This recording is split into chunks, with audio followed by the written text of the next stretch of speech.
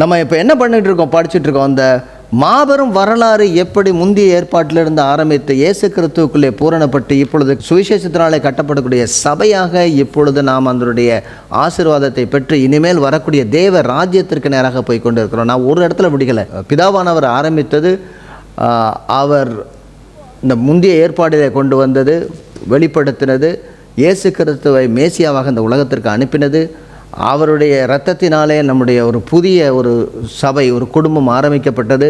இப்பொழுது அந்த சபையில் நாம் இருந்து கொண்டு இருக்கிறோம் அப்படின்னா இது அங்கேருந்து நம்ம கொண்டு வரணும். நிறைய நேரங்களில் நம்முடைய சபை ஆதியிலே அவர் வைத்திருந்த திட்டம்னு தெரியாமல் இருக்கிறதுனால தான் நிறைய பேர் சபைக்கே வர்றது கிடையாது. குடும்பம் ஆண்டவர் ஏற்படுத்தின ஒரு முக்கியமான ஒரு அமைப்புங்கிறத புரியாததுனால தான் மக்கள் குடும்பத்தை குறித்தோ திருமணத்தை குறித்தோ அல்லது உறவுகளை குறித்தோ ஒரு சரியான புரிதல் இல்லாமல் இருப்பதற்கு காரணம் அதுதான். நாம் மாபெரும் வரலாற்றில் ஒரு பங்காகவே இருக்கிறோம். ஆமாம், அது தெரியல. இந்த ஒரு பெரிய வரலாற்றினுடைய பங்கு